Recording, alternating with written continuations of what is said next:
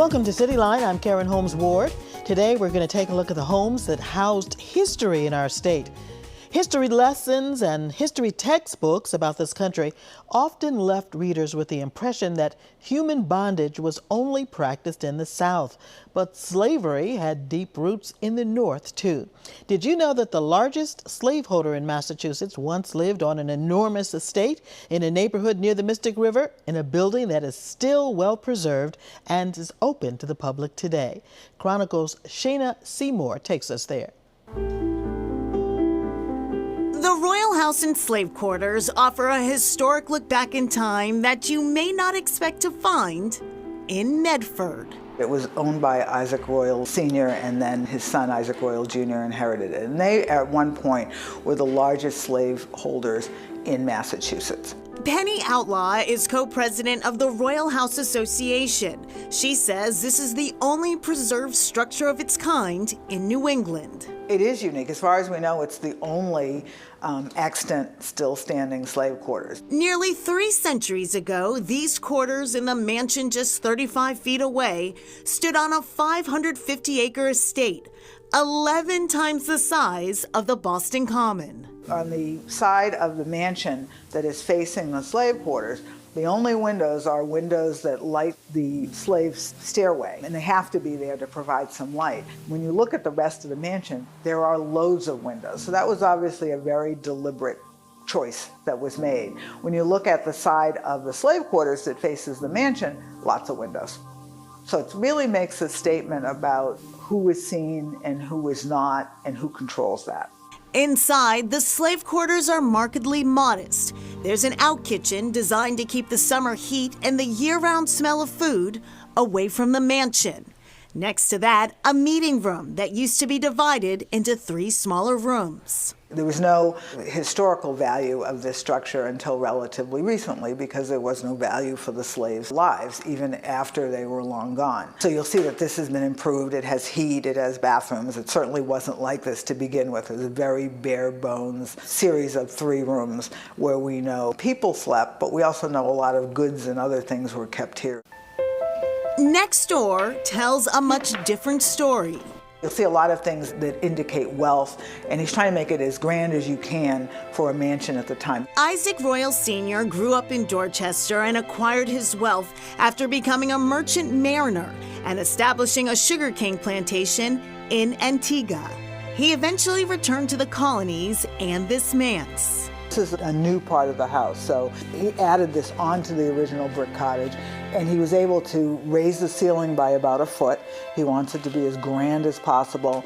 He is really wealthy, so he doesn't care that the heat rises and much of the heat would be up here, because he is enslaving people who are keeping the fireplaces going 24 hours a day, probably 7-8 months of the year. Upstairs, the bedroom for the slave owners, dubbed the Marble Chamber, stands in sharp contrast to the sleeping arrangements for the slaves in the kitchen chamber.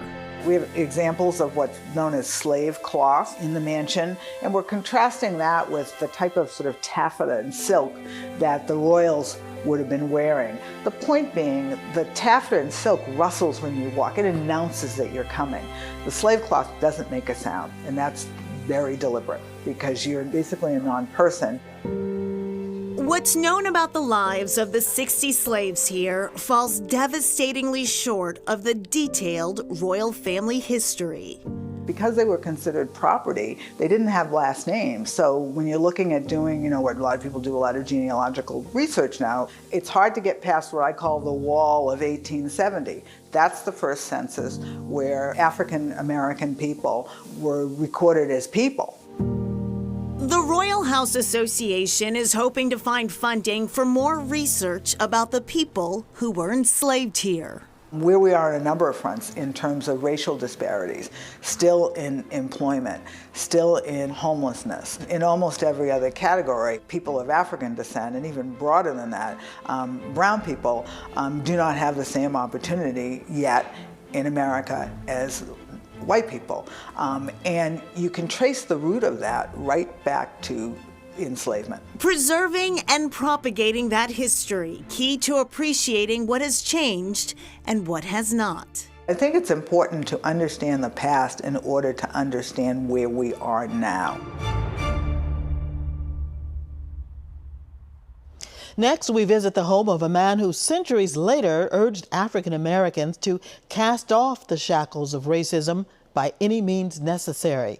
Earlier this year, the Roxbury home where civil rights leader Malcolm X grew up was added to the National Register of Historic Places. The house on Dale Street was owned by his sister at the time, and Peter Eliopoulos reports the designation will preserve the home for years to come. History should be no mystery to anyone. This Roxbury house may be a mystery to many, though. It was the home to Malcolm X, the face of the Nation of Islam during the Civil Rights Movement, now added to the National Register of Historic Places. That was significant in educating Malcolm coming out of this property. And education, as he said, was key. Malcolm X was assassinated in 1965. Now his nephew, Rodnell Collins, owns the property. He hopes to turn it into a residence for graduate students studying black history and civil rights. When Malcolm X lived here in the early 1940s, that's when he began a life of advocacy, propelling him onto the national stage. Well, Boston has a really important role in the history of the national civil rights movement that people don't realize. Chair of the Massachusetts Historical Commission says this is a step toward preserving African American history, which Collins says is American history. I don't care who you are.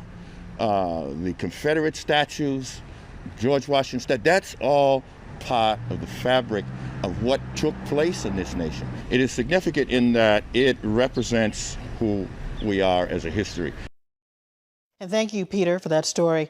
The house on Dale Street was also designated a Boston landmark back in the 90s.